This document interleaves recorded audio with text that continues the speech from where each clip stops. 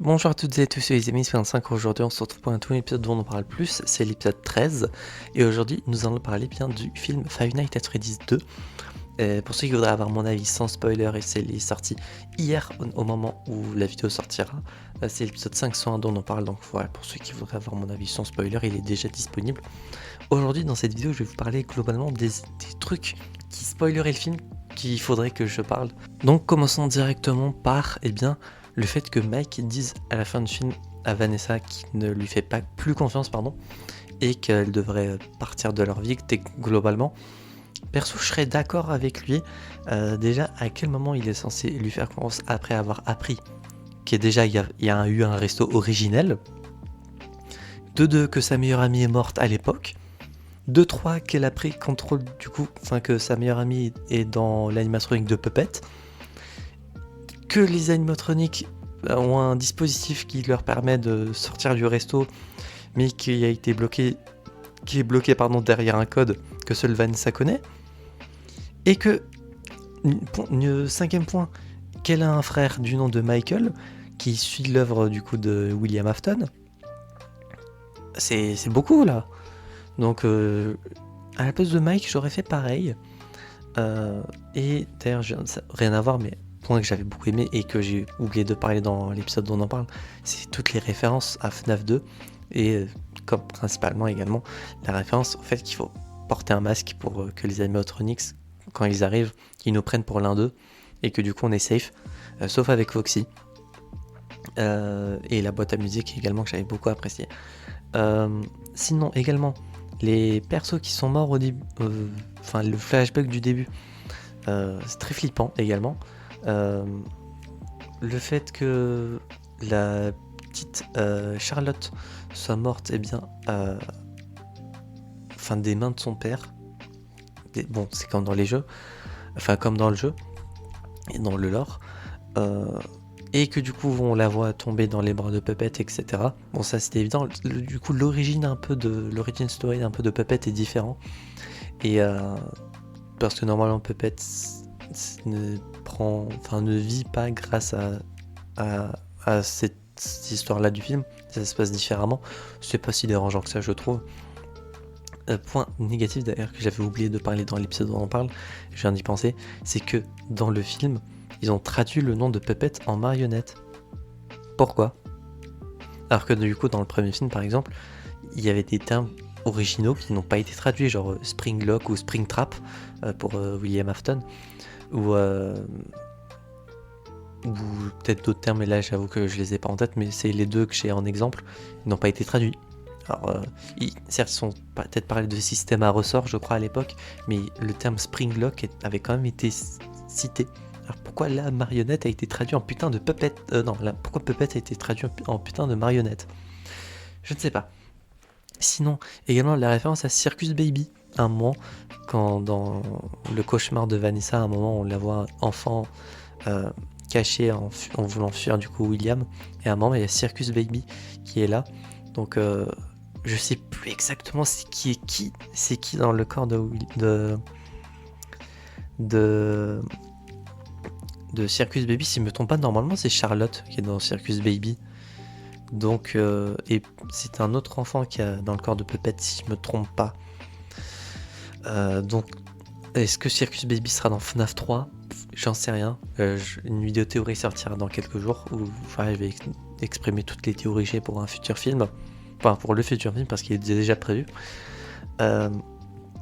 Donc là, également, je pense, ça c'est plus une théorie qu'autre chose, que du coup, à la fin, du coup, étant donné que les anciens animatroniques du premier film sont désormais officiellement morts, après avoir aidé Abby contre les versions Toy animatroniques, et que du coup, étant donné qu'ils ne peuvent pas rester en dehors du resto, ils sont officiellement morts.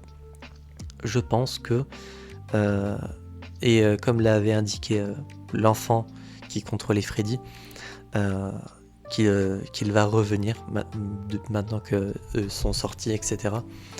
Donc ça annonce forcément le retour de Springtrap. Je pense que William et Vanessa vont faire une pseudo-alliance dans le troisième film, étant donné qu'elle est contrôlée par Puppet. Alors, est-ce que Puppet va affronter William ? parce que bah, du coup c'est lui qui l'a tuée quand elle était petite, et qu'elle déteste les adultes, donc dans un sens ça collerait bien. Mais étant donné qu'à la fin dans la deuxième scène post-crédit qui est plus de l'audio et autre chose, ce qu'on entend, on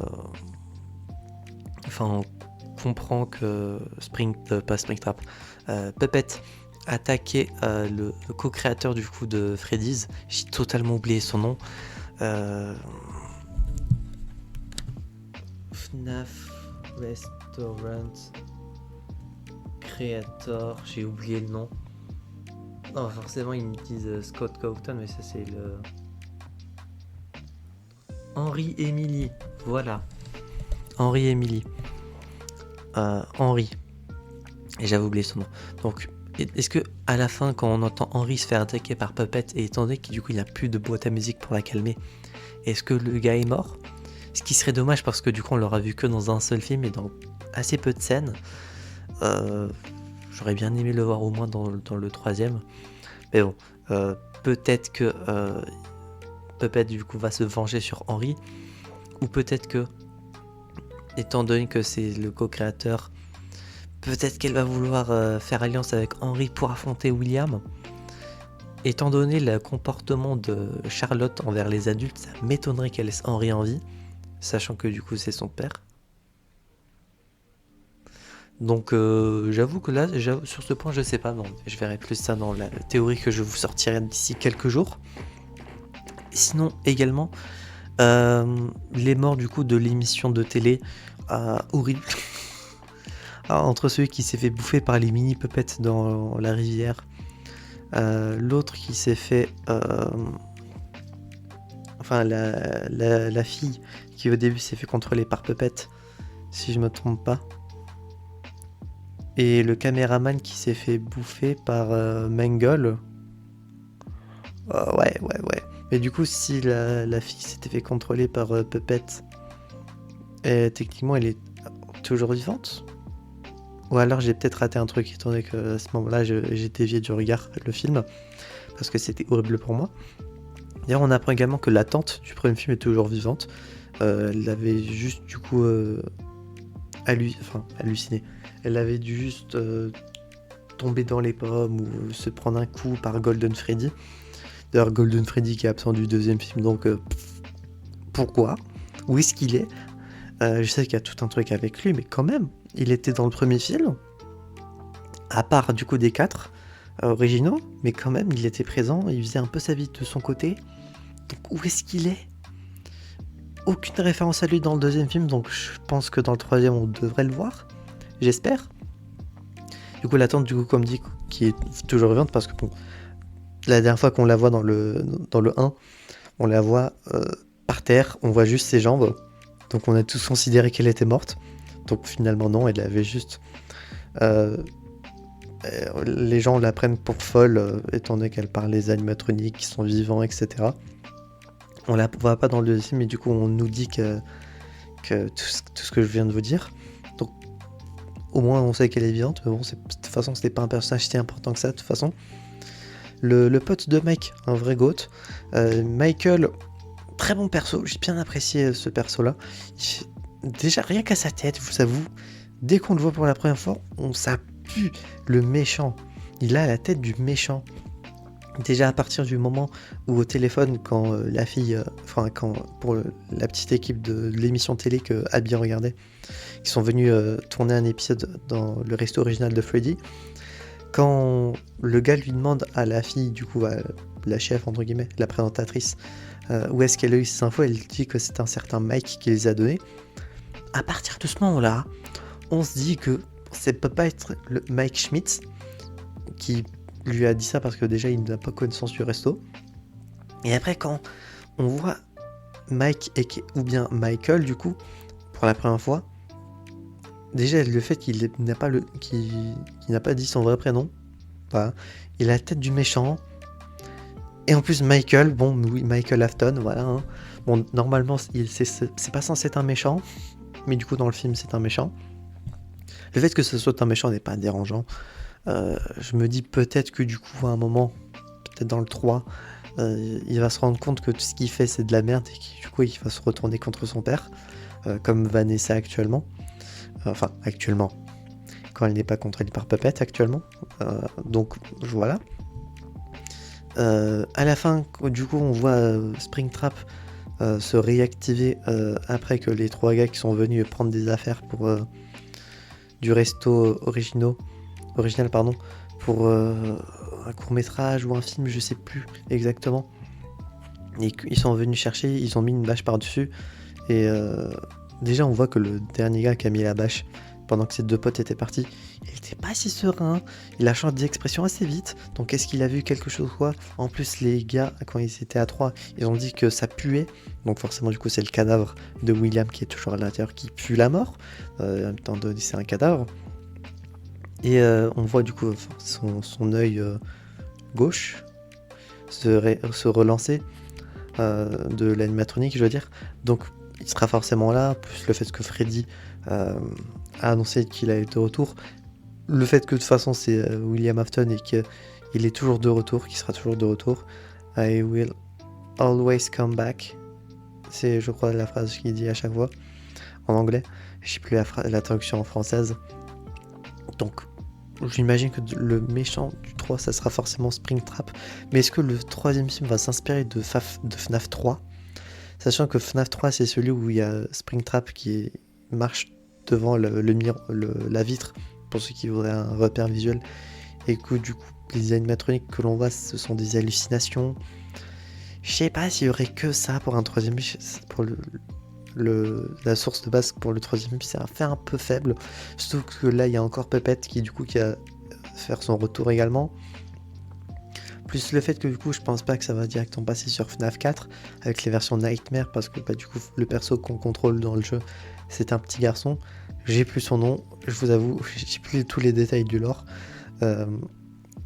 Ça m'étonnerait que du coup, peut-être un mix du 3 et du 4 pour faire encore revenir les animatronics originaux, mais dans leur version Nightmare, en mode Vanessa fait des cauchemars encore de son père, étant donné qu'elle n'a pas encore surpassé ce traumatisme.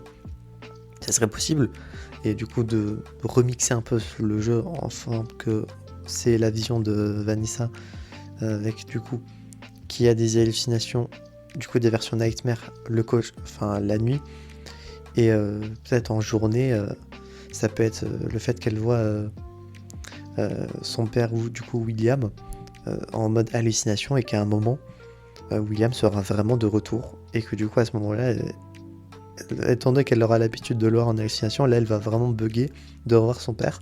Je sais pas, mais bon, là c'est surtout des théories que je vous fais. Faudrait surtout que je me dépêche à parler plus en spoiler des trucs.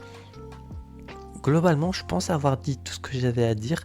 Si j'ai oublié des informations, je le mettrai en description. Mais normalement, je pense pas avoir oublié des trucs. Mais bon, dans le doute, on sait jamais. Hein. N'hésitez pas à lire la description, je mettrai des petits PS.